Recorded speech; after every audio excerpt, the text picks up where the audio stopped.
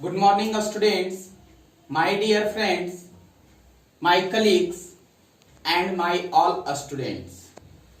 So, I am today glad to introducing myself in front of you. Today, I am going to discuss about the topic of introduction of science.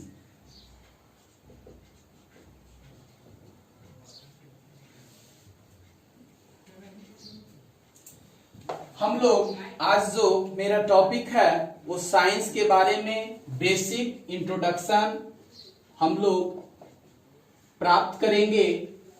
और हमें बहुत सारे बच्चों का call आ रहा था कि सर इस महामारी के दौरान में कुछ मेरी पढ़ाई जो है रुकी हुई है, इसके लिए आप कुछ वीडियो का प्रबंध करें। तो मैंने निर्णय लिया कि YouTube चैनल के माध्यम से अपने बच्चों तक वीडियो पहुंचाने का कार्य शुरू कर रहे हैं, जो कि YouTube चैनल नंदलाल सर दोसू, यह YouTube चैनल है। इस पे प्रत्येक दिन साइंस का वीडियो मैं प्रदान करने की चेष्टा करूंगा, समय मिलेगा तो। इसके आधार पर इस चैनल को सब्सक्राइब कीजिए, जिससे आपको हर वीडियो का नोटिफिकेशन आप तक प्राप्त होगा। हम साइंस में 0 लेवल से लेकर हाई लेवल तक चलेंगे। पूरे साइंस का बेसिक कॉन्सेप्ट, साइंस क्या है, इसके काइंड्स, सभी को हम वर्णन करेंगे। साइंस वर्ड की जो उत्पत्ति, साइंस मीन्स हो गया विज्ञान। साइंस वर्ड की उत्पत्ति जो हुई है वो साइंटिया नामक शब्द से हुई है। Scientia, science word comes from Latin word, Latin word. Science word comes from Latin words and this word is scientia, and that exact meaning of to know, यानी साइंस वर्ड जो हुआ है, साइंस वर्ड की उत्पत्ति जो है scientia नामक शब्द से हुई है, जिसका मतलब होता है टू नो, जानना।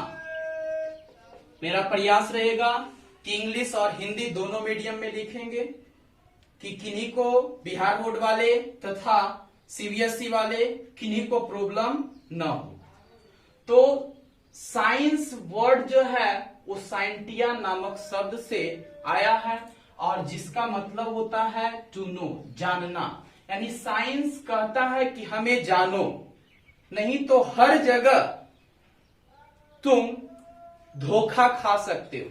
जैसे कहीं हम लोग स्मूथ फेसेस पे जब चलते हैं तो अगर चिकना सतह है और तेजी से अगर हम लोग दौड़ते हैं तो वहां पे हम लोग फेल डाउन हो जाते हैं, गिर जाते हैं। बहुत सारे ऐसे हमारे प्राकृतिक में ऐसे घटनाएं हैं कि जिसके कारण अगर साइंस का हम उपयोग अगर नहीं करें तो हम जिसमें हमारे जो है हर जगह धोखा खा सकते हैं। इसलिए हम लोगों को हमारे जीवन में इसका प्रयोग है, इसलिए हम साइंस वर्ड का उपयोग करते हैं और साइंस को पढ़ते हैं। साइंस कहता है, साइंस का डिफाइन बहुत सारे बच्चों का जो है पूरे पढ़ लेते हैं, पढ़ने के बाद फिर उनका साइंस का डिफाइन ही याद नहीं होता है, जो कि बेसिक लेवल से हमें जानकारी प्राप्त होती है। और 9 में विशेष रूप से इसका साइंस वर्ड की जो है साइंस क्या है सब ज्यादातर अध्ययन, वैसे तो 5 क्लास से सीबीएसई में ज्यादातर दिया जाता है, लेकिन नहीं बहुत सारे लोगों को याद होता है। यानी साइंस कहता है कि किसी काम को सावधानी पूर्वक तथा क्रमबद्ध तरीके से किए गए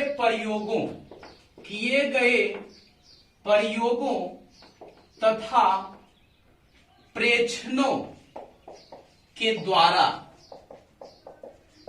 प्राप्त ज्ञान ही हमारा जो है वो विज्ञान कहलाता है।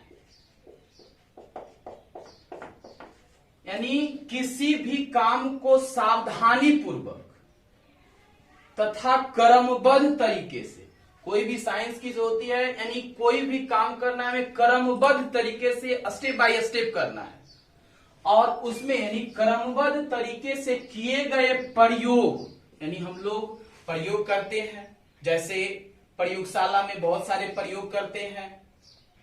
क्षारक जो है लाल लिटमस पत्र को नीला कर देता है, तो ये सब जो है बहुत सारे और प्रयोग होते हैं। प्रेक्षण, प्रेक्षण में जिस प्रकार फिजिक्स में हम लोग प्रेक्षण के उपयोग करते हैं, या चंद्रयान 2 जो हुआ बहुत हाल फिलहाल ही लॉन्च हुआ था, जिसमें उसका हम लोग प्रेक्षण किए, तो ये सब जो है प्रयोग तथा प्रेक्षण के दौरान जो हमें ज्ञान प्राप्त हुआ उसकी जो जानकारी दे रही है वह जो है हमें विज्ञान ही दे रहा है, यानी साइंस ही दे रही है। Broadly speaking about the science is a study about our universe, यानी मोटे तौर पे हम कह सकते हैं कि साइंस जो है हमारे यूनिवर्स में जितने भी क्रियाकलाप, जितने भी घटनाएं घटते हैं उसके बारे में जो अध्ययन करवाता है वो हम साइंस में अध्ययन करते हैं। अब हम साइंस के प्रकारों के बारे में, kinds, how many types of science, तो सभी क्या हम लोग जो है प्रकार देखते हैं। यानी साइंस वर्ड का, साइंस जो है मुख्य रूप से इसके 2 प्रकार होते हैं। साइंस का बहुत सारे लोगों से पूछते हैं तो वह 3 स्टेप में इसका जो है ब्रांच बांट देते हैं, फिजिक्स, केमिस्ट्री और बायोलॉजी। लेकिन नहीं, आज हम लोग जो अध्ययन करेंगे फर्स्ट है साइंस में फिजिकल साइंस,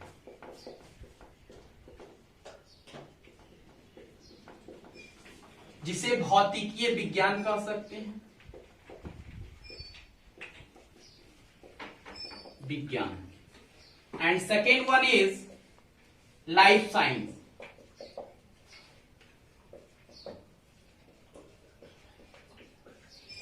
लाइफ साइंस। इसी को बायोलॉजिकल साइंस भी कहा जाता है, जिसे जीव विज्ञान हिंदी में जीव विज्ञान के नाम से जानते हैं। अब फिजिकल साइंस जो होता है, यानी भौतिकीय विज्ञान क्या होता है? फिजिकल साइंस इसको कह सकते हैं कि physical science is the branch of science in which a study about non living things, यानी जिसको फिजिकल साइंस जो होता है जिसमें हम लोग नॉन लिविंग थिंग्स के बारे में अध्ययन जो करेंगे वो हम फिजिकल साइंस के अंतर्गत करेंगे। लाइफ साइंस या बायोलॉजिकल साइंस में, लाइफ साइंस या biological science is the branch of science in which a study about living things या living organisms. And physical science, there are 2 types of physical science. First one is physics and second one is chemistry.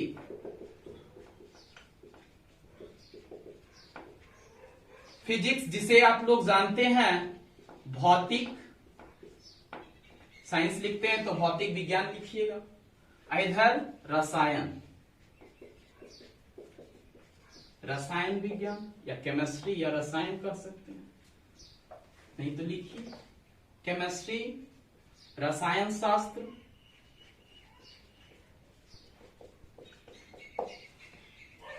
Life science को भी 2 वर्गों में बांटा गया है, जिसमें first है आपका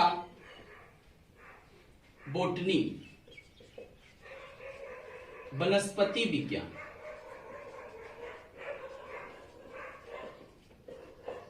और सेकेंड वन इज जूलॉजी, जंतु विज्ञान। अब बारी बारी से हम लोग अध्ययन करते हैं। फिजिक्स यानी फिजिकल साइंस को 2 वर्गों में बांटा गया है। इसमें पहले ही डिफाइन में बता चुके हैं कि फिजिकल साइंस जो बताता है वो नॉन लिविंग थिंग्स के बारे में बताता है, तो हम लोग उसी के आधार पर फिजिक्स में और केमिस्ट्री में जो पढ़ते हैं वो नॉन लिविंग थिंग्स के बारे में ही अध्ययन करते हैं।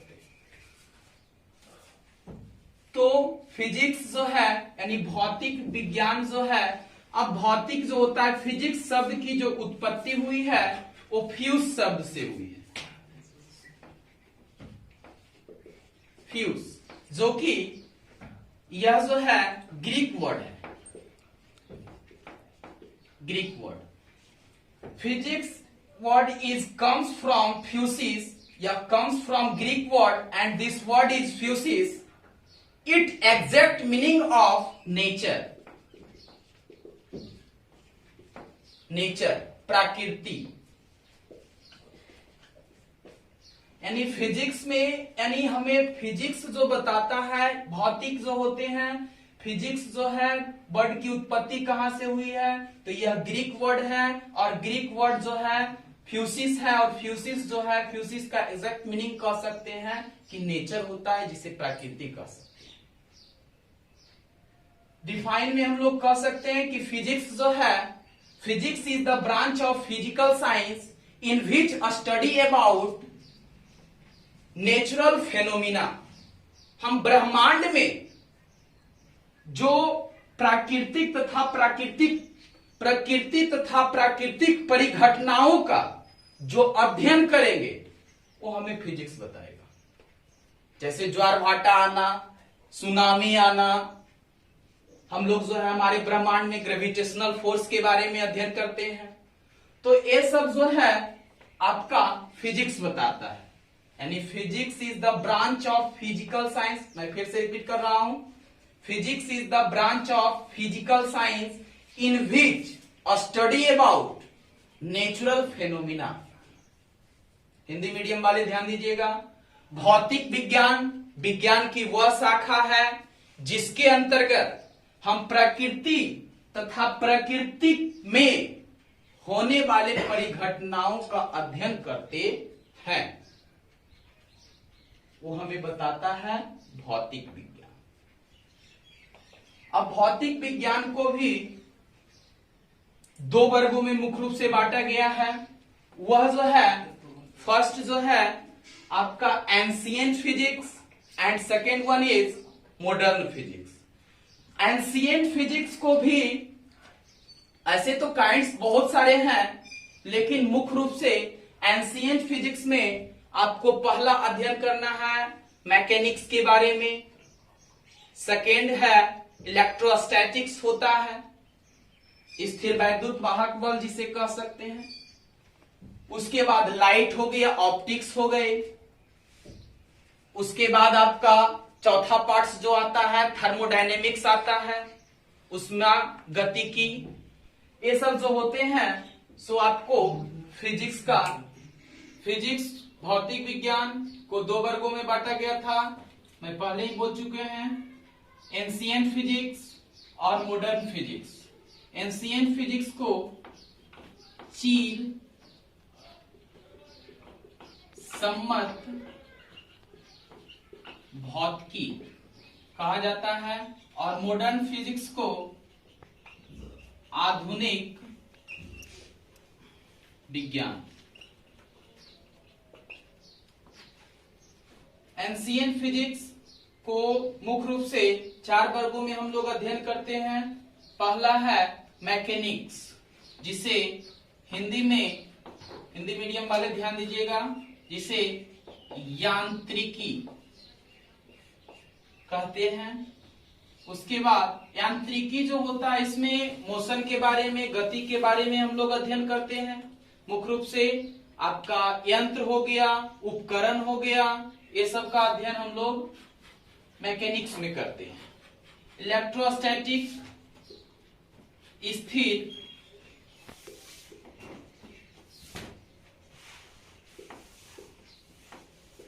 स्थिर वैद्युतिकी,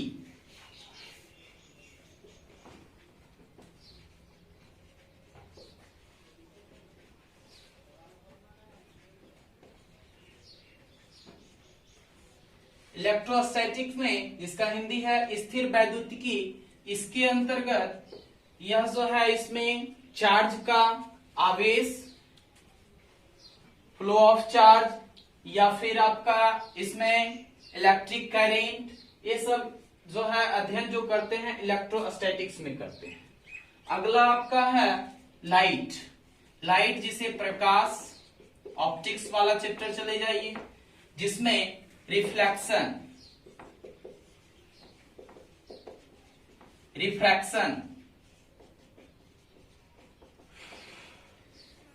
रिफ्लेक्शन, रिफ्रैक्शन, मैग्निफिकेशन, लेंस, ये सब का जो अध्ययन हम लोग लाइट वाला चैप्टर में करते हैं, प्रकाश में जाता है। थर्मोडायनेमिक्स, इसमें जो है इसका हिंदी उष्मा गतिकी, उष्मा गतिकी, इसमें जो अध्ययन हम लोग करते हैं थर्मोडायनेमिक्स में, आपका flow of heat, law of heat, ये सब जो है सो मुख्य रूप से थर्मोडायनेमिक्स के अंतर्गत अध्ययन करते हैं। बाकी एंशिएंट फिजिक्स के बारे में बता ही चुके हैं कि यह जो है 1900 के पहले के काल का है, यह जो है 1900 के बाद के काल का है। मॉडर्न जो डालते हैं, मॉडर्न फिजिक्स जो है वो आपका 1900 के बाद, और 1900 के पहले का जो काल है वो एंशिएंट फिजिक्स में आता है। दूसरा पार्ट हम जो है इसमें मॉडर्न फिजिक्स के जो है बारे में देखेंगे।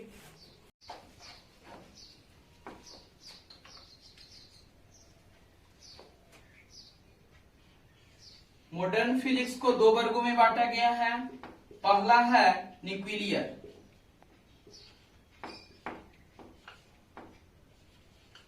न्यूक्लियर, और सेकेंड जो है इलेक्ट्रॉनिक्स।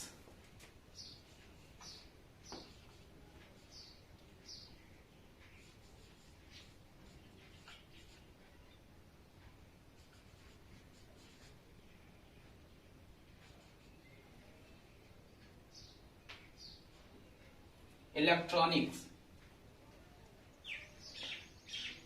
न्यूक्लियर्स में नाभिकीय, इसको मुख्य रूप से दो भागों में हम लोग अध्ययन करते हैं। एक हो गया आपका वेपन्स के रूप में, न्यूक्लियर्स के रूप में अध्ययन करते हैं। वेपन्स, एटम वेपन्स बनाते हैं, उसमें अध्ययन किया जाता है। और यानी इसको जो है न्यूक्लियस में, न्यूक्लियर। और दूसरा जो होता है चिकित्सा विज्ञान,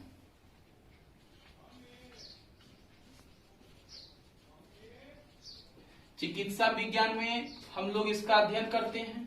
यह जो है इसमें बहुत सारे जो है चिकित्सा डॉक्टरों के द्वारा इसमें उपयोग किया जाता है न्यूक्लियर में। उसमें जैसे सोडियम 24, इसका उपयोग जो होता है शरीर में, किसी व्यक्ति के शरीर में अगर रक्त की थक्का बन गई है तो उसका जिस भाग में बना हुआ है उस थक्के को पता करने के लिए सोडियम 24 का उपयोग किया जाता है।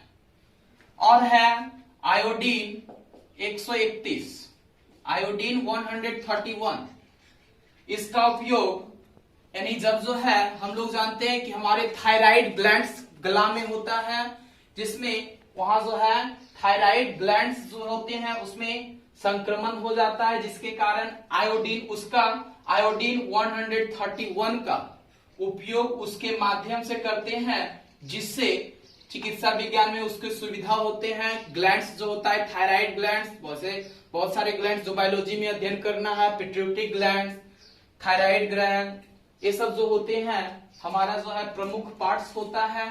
तो पीनियल ग्लैंड्स, तो ये सब जो है बायोलॉजी का पार्ट्स है। अभी हम उधर नहीं जा रहे हैं, उधर जाएंगे तो उसके बारे में बताया जाएगा। तो इसका आयोडीन का प्रयोग, आयोडीन 131 का उपयोग हम लोग थायराइड ग्लैंड्स, यानी जब यहाँ पे जिसे घेंघा रोग, ग्वाइटर जिसे कह सकते हैं, उसका जांच वगैरह में मुख्य रूप से इसका प्रयोग किया जाता है। उसके बाद आपका चिकित्सा विज्ञान, इलेक्ट्रॉनिक्स में ऐसे मॉडर्न फिजिक्स जो होता है यह एंशिएंट जिसे कह सकते हैं चीर सम्मत भौतिकी, हिंदी लिख देते हैं चीर सम्मत भौतिकी, यानी प्राचीन भौतिकी भी इसे कह सकते हैं। और ये आपका आधुनिक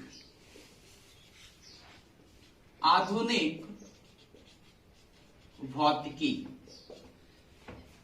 ये जो होता है अपडेट होता है। मॉडर्न फिजिक्स जो होता है सो अपडेटेड, इसमें लगातार परिवर्तन होते रहता है। अब इलेक्ट्रॉनिक्स में आपका है, इलेक्ट्रॉनिक्स में आपका हो गया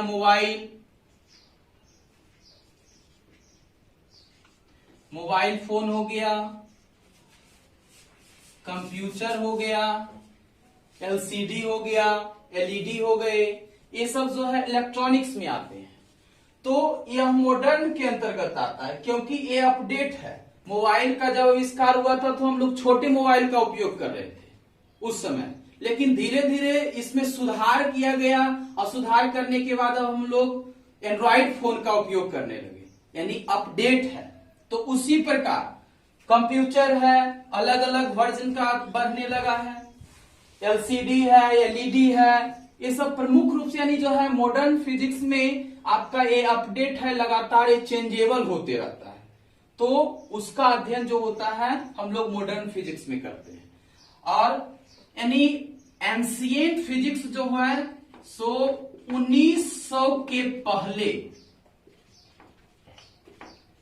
बिफोर जो है 1900 पहले जो है इसका यानी 1900 के पहले के काल के, बहुत सारा है कि सर हम फिजिक्स में जो है एंशिएंट कहाँ के कहेंगे और कहाँ के समय के, कहां तक के समय को जो है मॉडर्न में रखा जाएगा।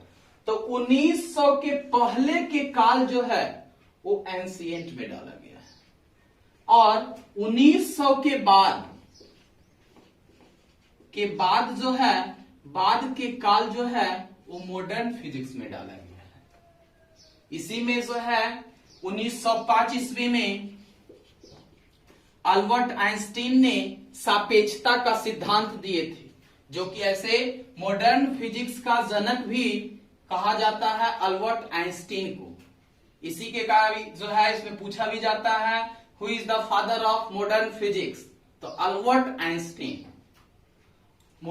एंशिएंट फिजिक्स की अगर बात आती है तब न्यूटन साहब को जाता है, सर आइजक न्यूटन साहब को। ऐसे जो है डायरेक्ट कहते हैं फिजिक्स का जो है कहा जाए कि who is the father of physics, तो डायरेक्ट हम न्यूटन साहब को नहीं कह सकते हैं। वो एंशिएंट फिजिक्स का जो है जनक उन्हें कह सकते हैं और मॉडर्न फिजिक्स का जो है जनक जो होंगे वो सर आइजक न्यूटन साहब होंगे। तो ये सब जो होते हैं प्रमुख रूप से। अगला जो है केमिस्ट्री में हम लोग बांटेंगे, अध्ययन करेंगे अगले वीडियो में केमिस्ट्री का पार्ट्स। केमिस्ट्री को 3 वर्गों में बांटा गया है। केमिस्ट्री की उत्पत्ति जो है केमिया नामक वर्ड से हुई है, इसको भी 3 वर्गों में बांटा गया है। Physical chemistry, organic chemistry, inorganic chemistry. फिर उसी प्रकार जो है लाइफ साइंस में भी गए हैं, लाइफ साइंस को 2 वर्गों में बांटा गया है। तो सभी का जनक के बारे में हम लोग अगले क्लास में अध्ययन करेंगे। जैसा कि ऐसे एक चीज और बहुत सारे स्टूडेंट का क्वेश्चन रहता है कि sir who is the father of science, science के पिता किसे कहेंगे। तो एक्चुअली आप जान लीजिए कि साइंस का कोई डायरेक्ट किसी पार्टिकुलर वैज्ञानिक को हम साइंस का जनक नहीं कह सकते हैं, क्योंकि आप यहाँ पे ही देख रहे हैं कि ये ब्रांच आ रहा है और सबका अलग अलग खोज कर रहे हैं। तो डायरेक्ट साइंस का कोई जनक नहीं है, ये तो साइंस वर्ड जो है, साइंस जो है सबके मिला हुआ समूह है। ऐसे अगर कहिएगा कि बोलने तो ज्यादा श्रेय जो है गैलीलियो गैलीली को जाता है साइंस का जो है जनक के रूप में। ऐसे हर का अलग अलग, जैसे केमिस्ट्री तो who is the father of chemistry, तो लेवोजियर साहब हैं, उनका जो है वो केमिस्ट्री में अपना योगदान दिए हैं। Who is the father of botany, Theophrastus या थियोफ्रास्टस जिन्हें कह सकते हैं, उनका जो है बोटनी वनस्पति विज्ञान का जनक कह सकते हैं। Who is the father of zoology, तो एरिस्टोटल जिसे अरस्तु कहते हैं, एरिस्टोटल।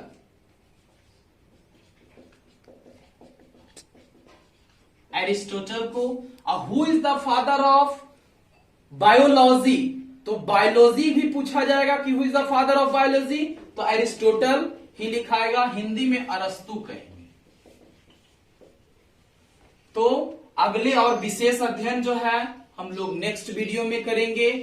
आज जो है यहीं तक। अगर किन्हीं को किसी प्रकार का क्वेश्चन है तो आप कमेंट में कर सकते हैं, उसका जवाब हम अगले वीडियो में देंगे।